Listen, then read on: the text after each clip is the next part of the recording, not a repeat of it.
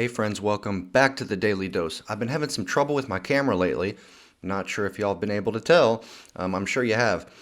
I think that there's a problem with one of the USB ports on my computer that I've been plugging my camera into, and it's been making the audio not match the video and do all kinds of crazy stuff. Okay, I think that I've got the problem figured out, but I'm not sure. Time will tell. Anyways, welcome back to the Daily Dose. We're on day number 337. We are in the book of Hebrews, one of my favorite books in the Bible because it is so relevant and it ties the Old Testament together with the New Testament. It talks about what some people might consider controversial issues. It gets into some of the more meatier topics of the faith. And we're going to be looking at chapters 5 and 6, okay? We also have Psalm number 27 on the menu for today. With that being said, let's dive in and see what we are cooking with. Okay, so starting off in chapter 5, I'm going to read the first few verses here and we'll make a few comments. So in chapter 4, they were talking about Jesus' role as like the ultimate high priest. So this kind of continues that section that was begun towards the end of chapter 4. It says, every high priest is selected from among the people and is appointed to represent the people in matters related to God, to offer gifts and sacrifices for sins. He is able to deal gently with those who are ignorant and are going astray, since he himself is subject to weakness. Okay, now there's a number of things that this is talking about, but one thing that jumps out at me is it says he is able to deal gently with those who are ignorant and are going astray. Okay, think about that. It seems to be talking about, if you think about Jesus' interaction with people in the Gospels, right? Who were the people that Jesus acted more gently towards? You can answer. Who were the people Jesus acted more gently towards? Generally speaking, it seems to me that it was the sinners, right? The people who knew that they were sick. The people who were sinners and understood what sin was to a certain degree, and they knew that they were sinners. They understood that the way that they were living was wrong, I believe. I believe that those are the people that Jesus was more gentle with. That's just my assumption, okay? Just based on the things that I've read. Who are the people Jesus was not gentle with? The Pharisees, the religious teachers, the scribes, the leaders, right? And why was he not gentle with them? I think it's because they should have known better, right? They were not ignorant. They had access, plenty of access to the Word. They had access to scholars. They had access to God, in a sense, right? It seems that they had access to all of the information, yet they still thought that they were righteous in and of themselves, right? But Jesus talks a lot about how they're not. But how often do we read about sinners, quote unquote sinners, the tax collectors and the prostitutes and all that? How often do we read in the Bible about them thinking that they are righteous? I can't think of any place off the top of my head, right, where I read about that, at least in the Gospels, okay? And so what I see here is he is able to deal gently with those who are ignorant and going astray. The key term there is ignorant, uninformed, right? Jesus is gentle with the people who don't know any better, right? He's gentle with the ones who are going astray that just don't know any better, right?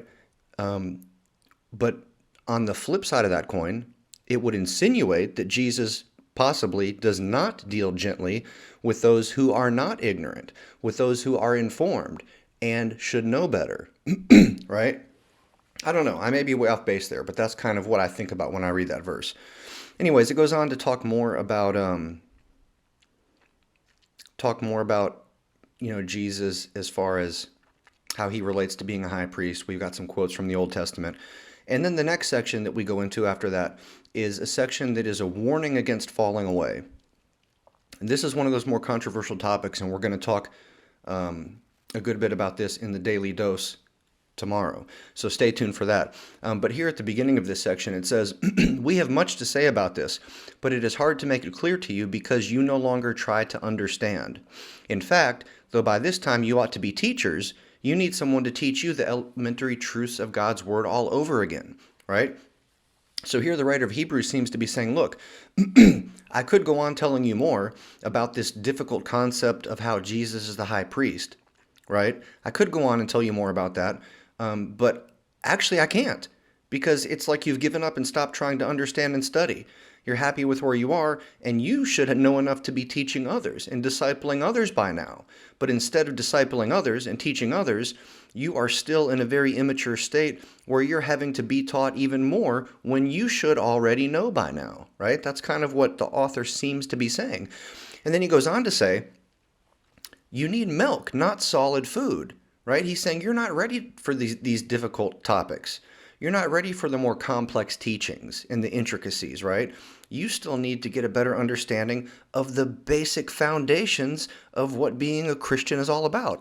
It says, anyone who lives on milk, being still an infant, is not acquainted with the teaching about righteousness, but solid food is for the mature, who by constant use have trained themselves to distinguish good from evil, right? So he's saying, look, you're very immature, but you should be mature by now, right? You should know better. And then he goes on to speak a little bit more about the possibility of quote unquote falling away from the faith. That's what we're going to look at in Chaotic Serenity tomorrow in particular. But so then we move on to the next section, and this next section is the certainty of God's promise, right? It says, people swear by someone greater than themselves, and the oath confirms what is said, and it puts an end to all argument, right? So back in the Old Testament and New Testament times, especially in the Old Testament, we read about different oaths that were made and ceremonies that were performed. And animals that were sacrificed, either between two people or in some cases between God and a person, right? And we read about this ceremony that was done and oaths that were made. And those oaths were confirming what was said, right? They took those very seriously. And then it says, because God wanted to make the unchanging nature of his purpose very clear to the heirs of what was promised. So notice, God's nature is unchanging. The nature of his purpose, right? It says God wanted to make the unchanging nature of his purpose very clear. So the first thing I note there is, again, God's nature or the nature of his purpose is unchanging. And it says that he wanted to do that to make that clear to the heirs of what was being promised. He confirmed it with an oath, right? It said God did this so that by two unchangeable things in which it is impossible for God to lie, we who have fled to take hold of the hope set before us may be greatly encouraged. We have this hope as an anchor for the soul, firm and secure. It enters the inner sanctuary behind the curtain, where our forerunner Jesus has entered on our behalf. He has become a high priest forever in the order of Melchizedek. Okay, you guys remember that name Melchizedek from the Old Testament?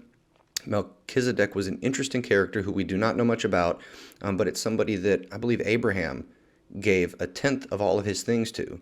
And there's a lot of speculation and a lot of cool commentaries that talk about who this Melchizedek character was. Was he a Christophany? Was he an appearance of Christ in the human form before Christ was born of the Virgin Mary? There's lots of very interesting stuff you can read about that. So go check that out. Google it on your own time. But hey, that's all we got for today. So hey, I look forward to seeing y'all again tomorrow. And like I said, in Chaotic Serenity tomorrow, earlier I may have said the Daily Dose tomorrow, but I meant to say Chaotic Serenity. In Chaotic Serenity tomorrow, we're going to be talking more about some of this controversial stuff that we glanced over today at the beginning of Chapter 6. So hey, until we meet again, friends, have a good one. Deuces.